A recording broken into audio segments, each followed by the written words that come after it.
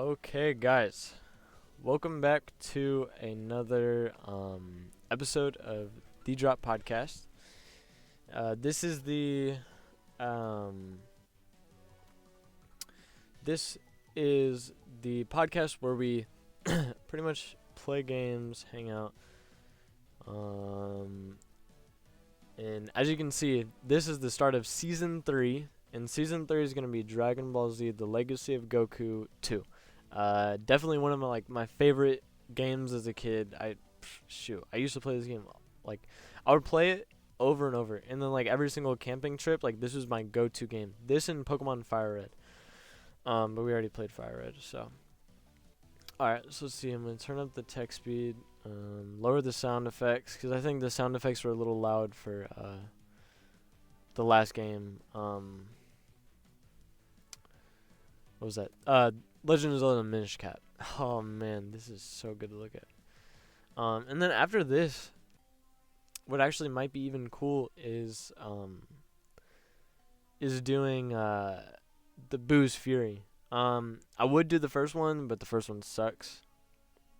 Boo's Fury is pretty good, but everyone knows that if you've ever been into Dragon Ball Z, which I was super into Dragon Ball Z back whenever I was a kid, but everyone knows, if you know about Dragon Ball Z, is that the Cell Saga was the best. I've actually been watching the new Dragon Ball Z, Dragon Ball Super, and I gotta say I'm not impressed at all. Honestly, I think GT is better, which is a very, very, very unpopular opinion. I know, a lot of people didn't like GT, and I don't know. I mean, I don't understand that. GT was really, really well. Actually, before I say that, I should really look at it. But also, I really like the idea of Super Saiyan 4 being this monkey, or being an ape. I think, I always thought it was really cool. And it's a way to kind of go back to the whole monkey thing. It almost feels. I mean, besides the fact that it starts off, or the show starts off, GT starts off with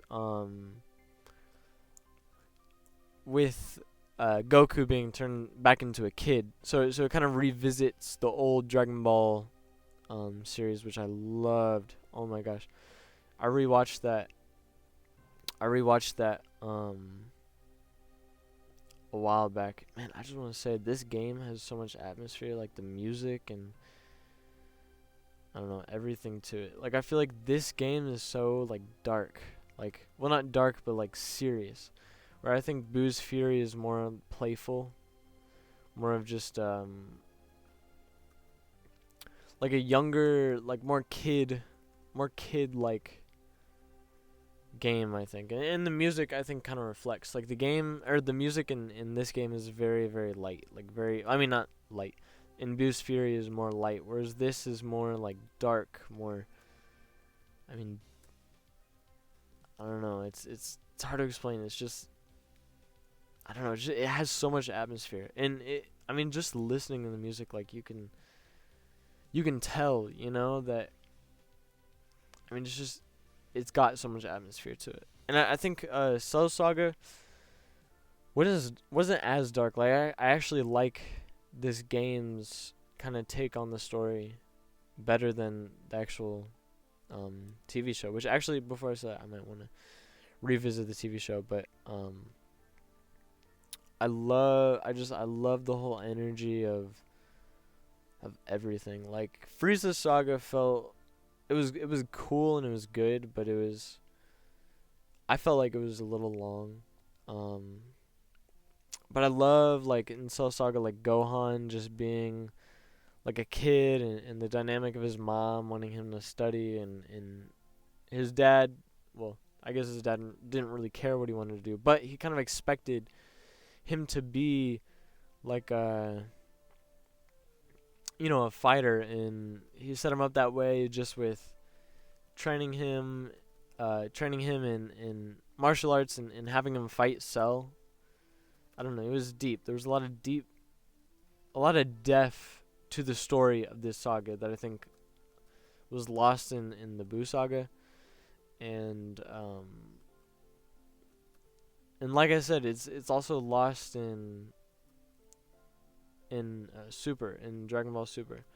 Like, I don't know. Here's what I would say. I think, I see this correlation. Like, I think Dragon Ball was so good. Dragon Ball was incredible, and like, it's lighthearted and it's fun. And I think Dragon Ball Z was like, it had depth to it. You know what I mean? But like the Dragon Balls, I mean, I guess the Dragon Balls didn't mean anything. I mean, in the Frieza saga, the Dragon Balls meant something. I would say in the Cell saga, I guess they didn't mean as much. But there was this revisit to the Red Ribbon Army in the Cell saga that I just loved. Like, I don't know, it was the Cell saga was just really good. But I think one of my problems with, like, I like Super Saiyan, and I like the way that the Frieza saga is set up, the Super Saiyan, and I like how in the Cell saga, Super Saiyan 2 just came out of nowhere. Like, Gohan just like had this electricity around him. But I thought the Boo saga, like, Super Saiyan 3 was just dumb with, the long hair and then the no eyebrows thing. So I'm just exploring. I remember there was one more like capsule that I could get if I go up here somewhere, but I don't know. I can't remember,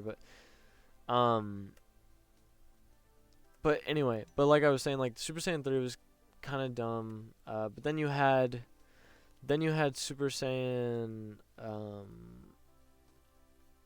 4 in Dragon Ball GT, and I thought that was, just another level to the monkey type of, vibe. Like it still brought it back to Dragon Ball in some way. I mean, besides that, just Goku turning back into a kid. But one thing that I don't like, I like the way Dragon Ball, I like the way that Dragon Ball, that the Boo saga from Dragon Ball started. I like that. I like that it was Gohan, going to school and like it was, but it felt like a different show. Like it felt more like a school anime. You know what I mean? Like with Videl, like the love interest. Goodness, I don't remember Frieza being this hard. Yeah, like I said, being the love interest, and I don't know. In what's Gohan having like this secret identity. Okay, this is some munchies really quick. Okay, come on. There we go. This might be harder than I thought before. Yeah, Gohan being like this like he had like this secret life to him, or like this secret thing to him, like personality. And then hold on, I forgot to set a timer. Not that I need it. Like, I'll just go until I get bored, or not get bored, but I don't like to go overtime. Like, I don't want to go too much.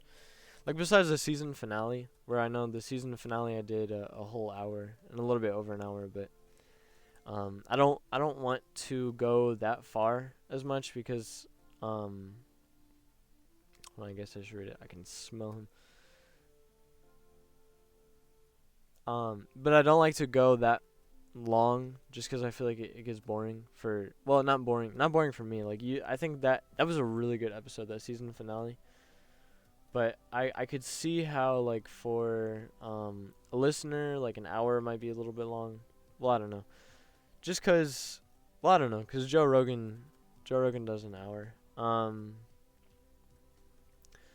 But sometimes I do get, like sometimes especially if I'm tired after work, which is part of the reason why I don't do these after work anymore. I mean, besides today, I'm recording on Friday. But for the most part, I like to for the most part I prefer to record like either in the morning or on the weekends, just 'cause like my brain is more there and more like available. Whereas at times like this, it's less. It's just not as. I'm not as focused, and it's kind of like my head is all over the place, and I don't know, 'cause I listen to lectures all day pretty much. So there's like these really good MIT lectures about like psychology, and then what's that guy's name? Jordan Peterson, obviously like my favorite. Also does like these lectures, and right now I'm listening to these ones like a psychological or psychology approach to the Bible, which is freaking interesting. Like the Bible is so deep. There's just a lot of depth to some of the stories in the Bible, and I couldn't do justice even if I tried to explain or even talk about it. I just couldn't. Like Jordan Peterson does just such an incredible job with just all the research that he's done, and the I don't know the amount. I mean, it's his job. You know what I mean? He's a professor, but it's what's interesting. What's the most interesting to me is just the fact that he read this book, read the Bible, and figured this stuff out. You know what I mean? Or read deep enough into it to kind of see these correlations between people and how we've sort of reflected ourselves in these stories, or what the Bible kind of tells us about us on a psychological level. You know what I mean? Like how these stories can apply to us as far as our mental health goes. Like not just I don't know, like I do this Bible study sometimes, and one of the things that bothers me, not that it's like a bad thing, like I think it's a good thing to just have any discipline study in general, but the way that these people approach the Bible is just, there's not a lot of depth to it. Like we were reading the book of James, and basically they were like the book of James would say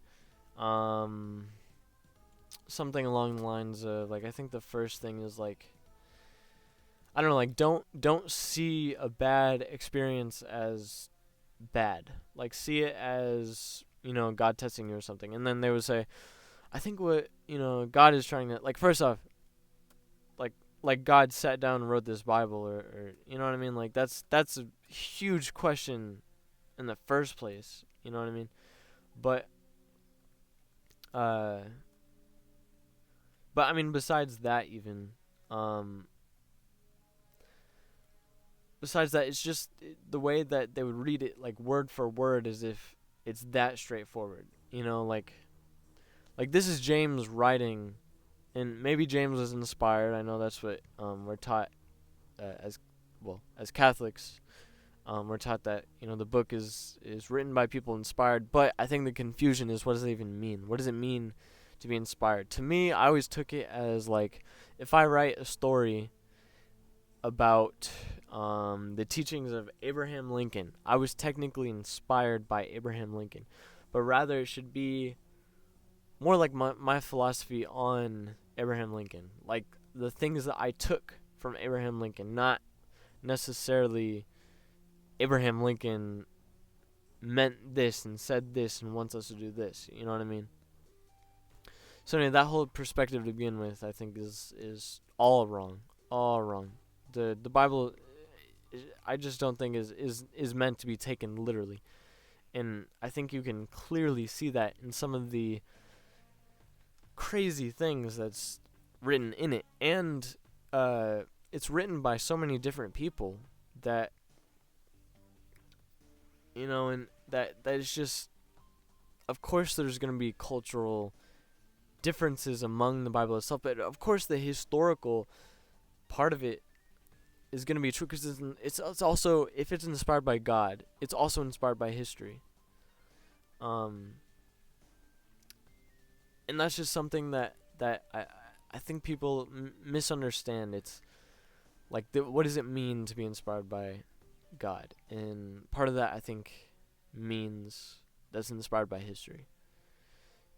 Because it is, and you can see that just by comparing, the book with other books. But I think the big mistake that we make, like, I remember one of the arguments for the case of the Bible was that there's this story about a great flood in African culture too, like ancient, like, African culture. Like, there's a story, and I can't remember if it had anything to do with the turtle or not, but it was passed down from that or whatever.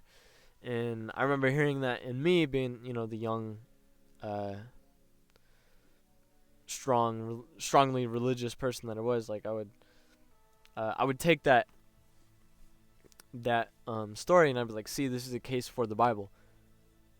But for some reason, I didn't even think for once that could also be a case for the African story. You know what I mean? Who's to say that there wasn't a turtle? You know what I mean? That we aren't on the back of a turtle. Now, it sounds silly, but it's just ignorant that we take that and we look at it so straightforward. Like, we say, oh yeah, this is a case. They saw a flood too, so there must have been a flood, and that must mean that my Bible is right. But maybe we are the Africans in the, I don't know, whenever that story was genuinely believed, like, I don't know, like the 1000 BC or whatever, before Rome took over the Middle East area, and probably, I don't know, did they go into Africa? I'm not sure. I mean, I know Egypt is part of Africa, I'm pretty sure. Isn't Egypt like northern part of Africa? I mean, northern part of Africa is the Middle East, isn't it? But it's kind of ignorant, like, to say, like, what if we are them? Because they probably think, okay, well, like, they would have believed, like, oh, we found this scroll written by I don't know, Kevin of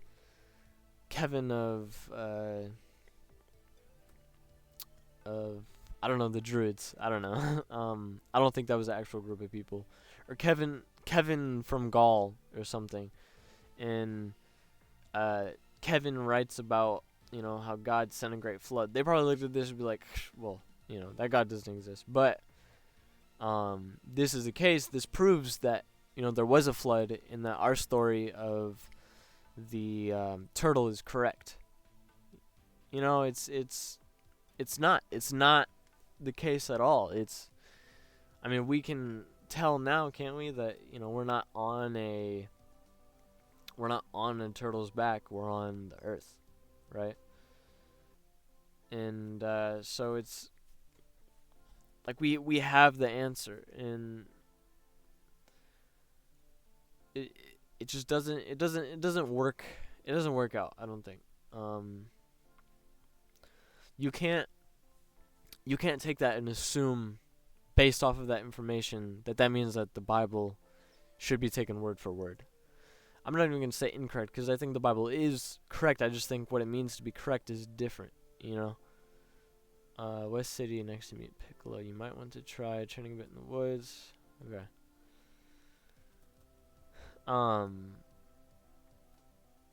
But anyway, and I've had this conversation plenty of times. It's strange to me, like religion is,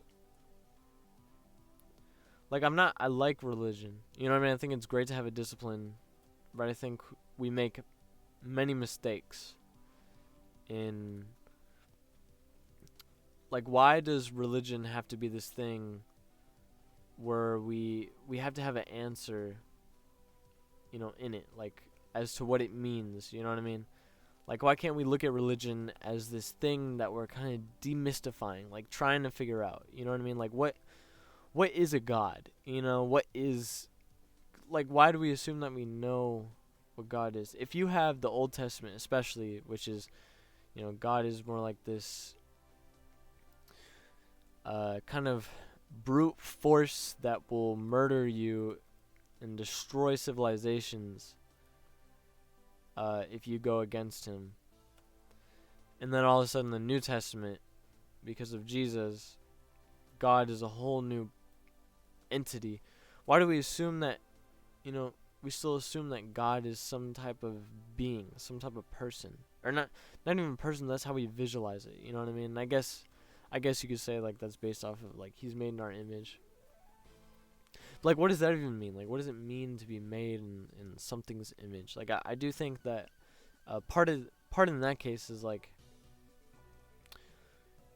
to us that might sound like it's saying that, oh, we were made, like what is it? Like we resemble God in many ways, or something of that sort. But I don't know. I'm not so sure. I think you have to know a lot more about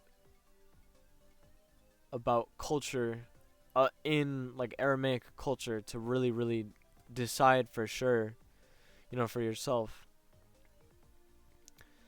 Or not for yourself. I mean, I feel like at some extent it is for yourself, but anyway. When they invited me, I told them I'll only do this gig if I get an open face sandwich. But I don't. Sandwich, what's the deal? I refused, prayed, unless. Okay, so I have to go get a sandwich. Great. Man, this game, it just has such good energy to it. I mean, it's got good, like, it's a serious game. It takes me back, to like those camping trips, just back whenever I was a kid.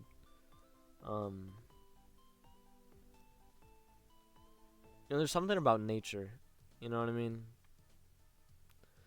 And I don't know what it is, because I do think that, I mean, I guess it makes sense that if you're in nature, you're kind of like where you naturally were. Because here's something interesting, like, living in a house, that's not normal.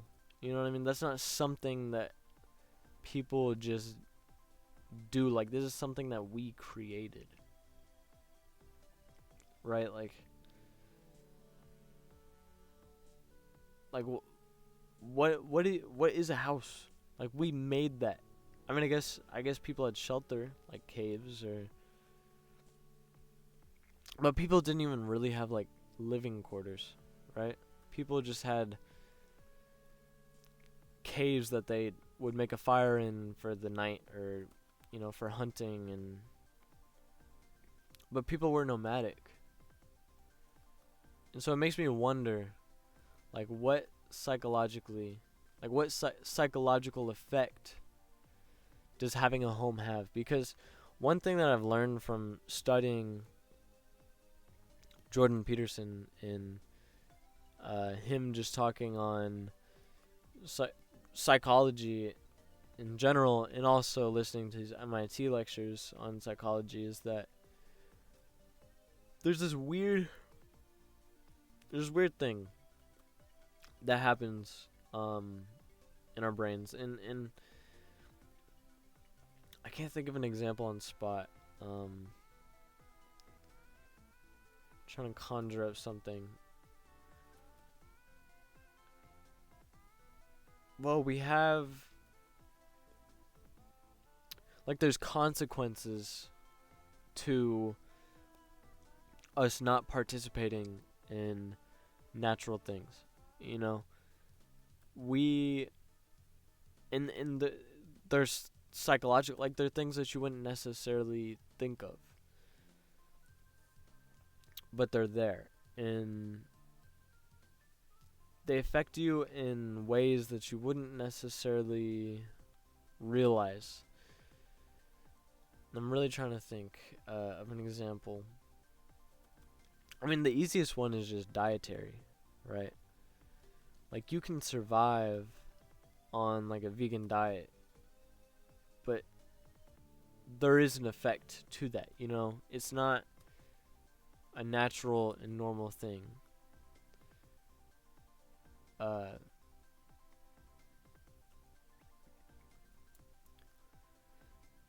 But there's even deeper things. Like, something's gonna hit me. I can't even think, because it's not the MIT lectures that I heard these ideas from.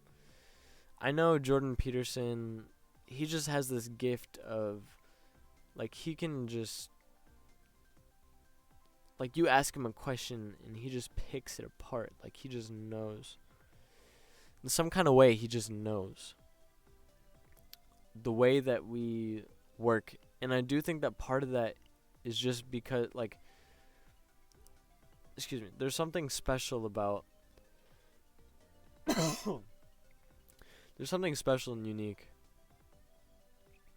that you learn just from working with people and being forced to listen. That's not something that we're good at. Capsules are too. Ask me if some items were meant to be their proper size. Big carton. Okay.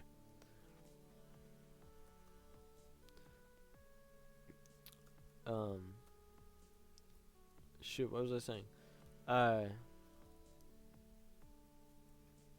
yeah, just from, like, you learn a lot whenever you listen, you know? But we're so quick to talk. Like, we just want to communicate how we feel, and it's weird. Oh, you know what's interesting? So I know we are born with some type of, well, I don't know, I guess. I think that we're born with some type of way, like some form of communication. Like, I almost believe it's like something spiritual. Like, what, I don't know what that means, but I believe that there is, right? And like that's the perfect example of like what I'm trying to say whenever I say that not well, I can't remember what I was trying to say. I'm gonna be honest, I drew a blank. But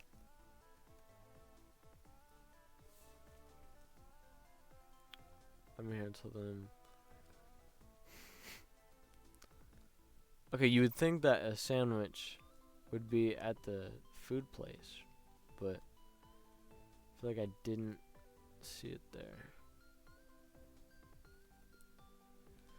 Okay, but language. But here's what I'm getting at. So, I mean, well, first off, I was saying, like, I think it's spiritual. I don't know for sure, but I do think it's spiritual. Like, I think that there's something unique and special about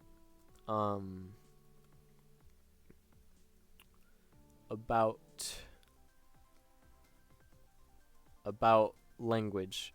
And the reason why I say that is because, like, all languages have a structure. And I know that, like, there's a big difference between the structure of Asian languages and English languages. And before I say anything else, I recognize that, I know very little. In the way that I'm talking right now is like I'm making huge gaps of statements. But assuming that I'm right, which, I wouldn't just take what I say without a grain of salt. We're just going to pick one up. And he ran off north of here yelling something about a school bus. I remember.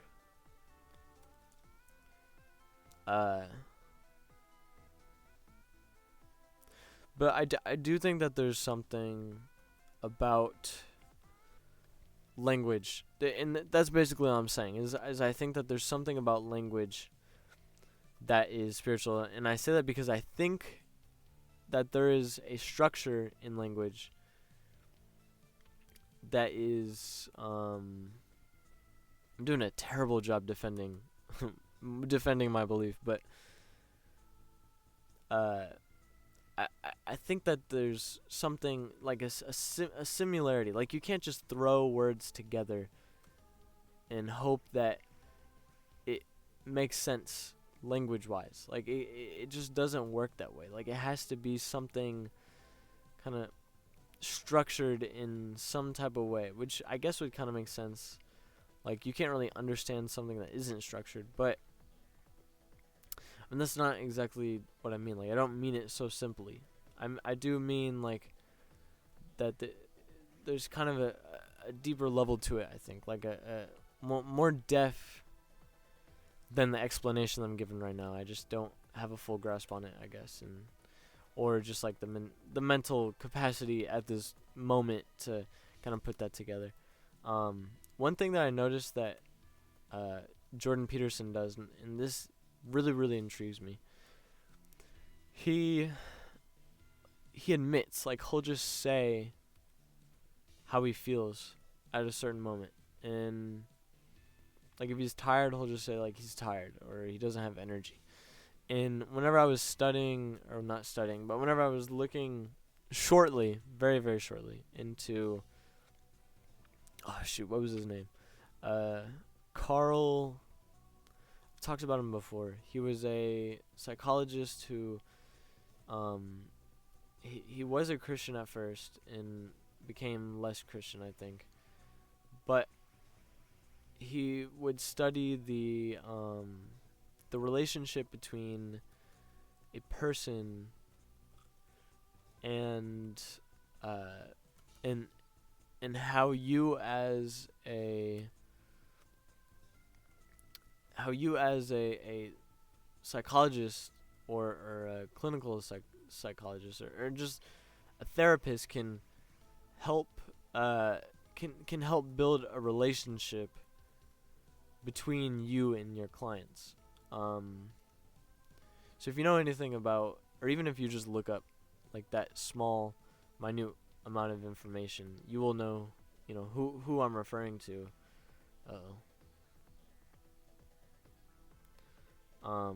Yeah, you will know of who I am referring to. I just can't quite put my finger on it at this moment. But anyway, but it said that he held honesty at like a very high level, and part of that I see, like, I can tell that Jordan Peterson is just so well read and so well studied that he's inhabited that trait.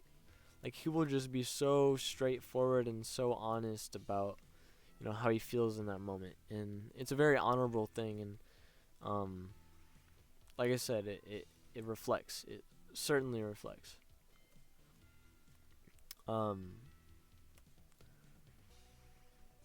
Shit, I forgot where I was going with that. But anyway, what was I saying? Oh, language. But yeah, back to like the conversation of like, how you will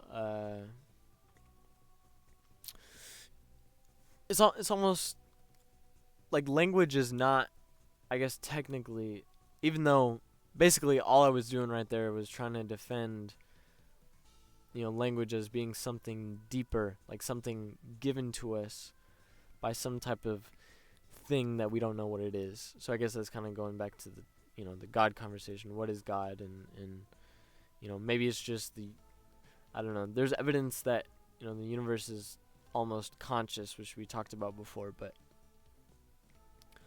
I think just for example, like what does language do to us, like psychologically? Because language isn't something that we normally have. I mean, I guess it kind of is. I guess because I mean, what is communication really? Because communication is natural, and a form of understanding is natural. But I will say that having words or symbols, well, symbols are natural too. We think in symbols, right? If I ask you to build me a house, you're not going to build me, you're not going to draw a picture of every detail of a house. You're going to, really, you're just going to draw a picture of a symbol that resembles a house, right? But thinking about it though, words aren't natural, right? I mean, they're not natural, I guess. I don't know. Symbols are natural to way of processing information, but I don't know, it's complicated. But yeah, you can take with that whatever you want. But just assuming that, if we're just assuming for a second that is not, you know what I mean? Like, what would be the case for that? And I would say that the case for that is you can communicate well in language, but part of that is drawing symbols. Part of that is drawing out the imagination of people to see what you're trying to tell them, to see what you're trying to express to them. So you're using unnatural means for a natural purpose of, communicating an idea. And that's really interesting, isn't it? And I guess like the case that I'm trying to make that, language is not natural is that it's kind of a bad system. You can't tell that people are lying, and it kind of trips you up mentally and psychologically. Like, if I tell you I'm bored, you start to think in yourself, is that my fault? Like, did I do something? Did XYZ? And that's a weird thing too, because I do think that, like, for survival, like, if anything makes sense, is that we do things and we do them to survive, and none other than that. Survive and pass on our genetics, right? Which might be a huge oversimplification. But I don't think being happy and content is the biological purpose of a human being. And I said it because I think, stress, you're not happy if you're stressed. You're not happy if you are angry or frustrated, but all of those things help you to survive. You know what I mean? So I think, simply put, your body is helping you to survive. And also, like, you're, like, committing to one person. See, this is also confusing to me, because that one's not too straightforward. I think it's good to be committed to someone, but I do think it's putting morals against reality, which morals is a very, very difficult conversation to be had, because I don't think there's a good case for morality, if I'm going to be honest. And I've thought about this a lot, and I just don't see it, because I've tried, because I've tried to define, well, what is moral? What is morality? Because I do believe that there is a morality, and the reason why I said this is because I used to think this was the Holy Spirit, which I don't know if it is. But I used to think that the Holy Spirit was that feeling inside of your gut, that whenever you do something wrong, and there's that thing, that voice that tells you, or it's not even a voice, but that feeling that tells you, like, oh, I shouldn't be doing this. And I just thought it was weird that we already knew that, like, because I definitely think it's true. Which, actually, now I say that, I'm not so sure, but I used to think it was true that that somehow naturally we knew that we weren't supposed to be doing something. But going back to communication, and how communication with words isn't necessarily natural, we're really good at reading a person's face, right? We're really good at seeing faces, recognizing faces, reading eyes, all those, seeing the small details, and getting kind of an idea of who a person is in that moment. And so I guess it's not fair to say that, a person is born with a natural sense of right and wrong. I think it's more accurate to say that maybe a person is just really, really good at seeing, especially as a baby, at seeing that, hey, whenever I do this, your eyes kind of scrunch up, or XYZ, or you don't, I don't know, something kind of upsets you, and I don't know, maybe we're just really good at seeing that in people. I don't know, there's a lot of questions that I don't know, but a lot of really interesting conversations we had, but I don't know, this is just like a new thing that I've been kind of practicing with, like, how do you explain things kind of from like how does how does unnatural things affect us psychologically? Or not necessarily unnatural things, but like what is the result of these things on us psychologically? And oftentimes whenever you take that approach, you find out that you start to find out it's terrible I specifically said okay. But anyway, as I was saying, you find out certain things that you find out that there are just some things that I guess here you find out that your brain was supposed to work a certain way, and you start to see how these unnatural things has kind of resulted in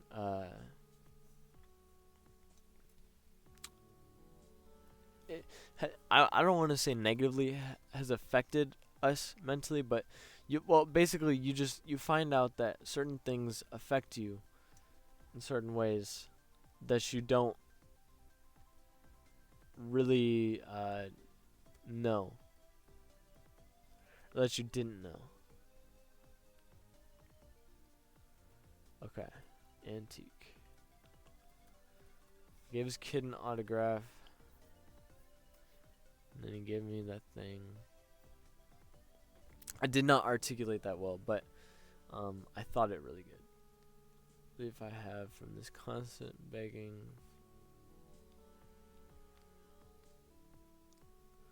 Don't I have the autograph?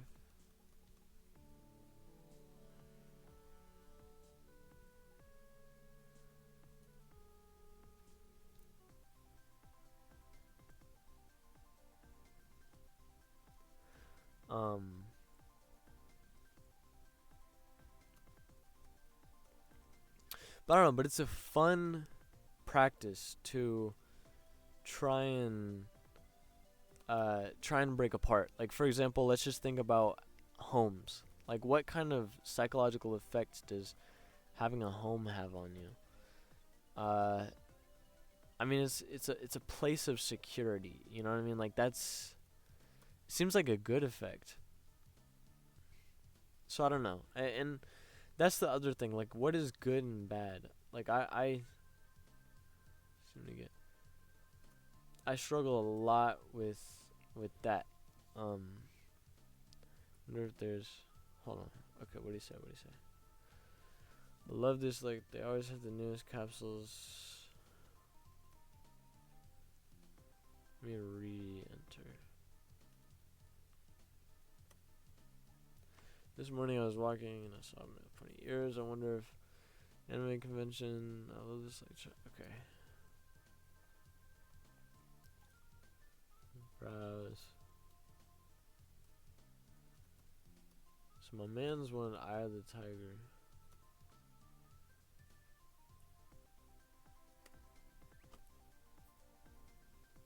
Oh, I skipped it. That's why.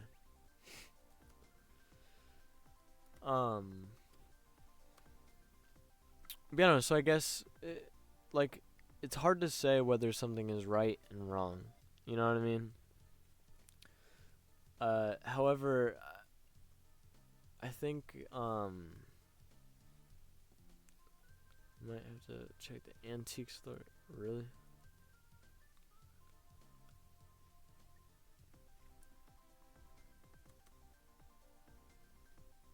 However, in some way you see it opens up like a door, and you see like that we're kind of supposed to work in this type of way, and we're kind of going against the grain, but it's comfortable. You know what I mean? I guess that's what's weird about it. For instance, I was just looking at records, wanted to buy. Let me see. I have the Tiger. Leave it for free. Okay, cool.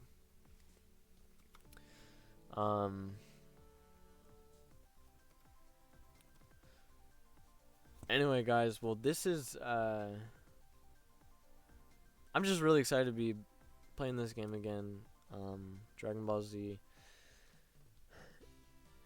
And I think that my time is about up. I might even have gone a little bit over time, but we'll just finish up this parade. Go talk to Mr. Piccolo. Just training, go on, try. That's cool. But guys, this is the start of season 3. Oh, you know what? There's also episode 50, so we're halfway done. We're halfway to our main goal of 100 episodes, and it's going pretty good. It's going pretty strong.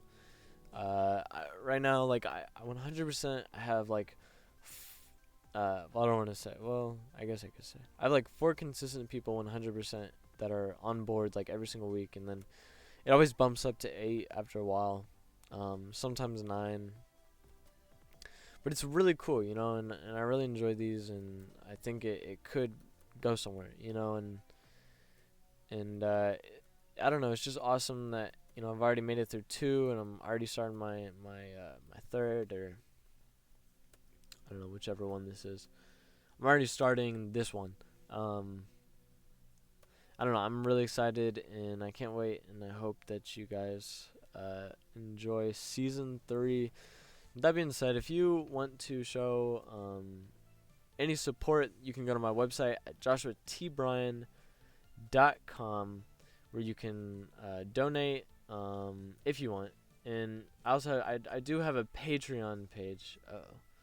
I do have a Patreon that you can go to. I mean, if you want. Maybe I need some cookies from Bulma's mom, because we're getting way too close. Way too close.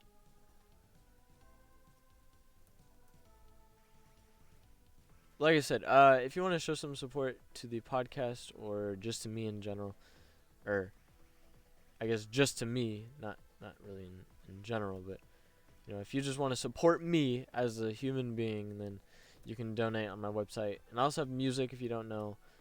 That's one of my passions. It's rap music, and also I make beats, and I also play guitar. But I don't have any guitar stuff out. Well, actually, I do on my YouTube, on my regular YouTube, Joshua T. Bryan. If you really want to check that out.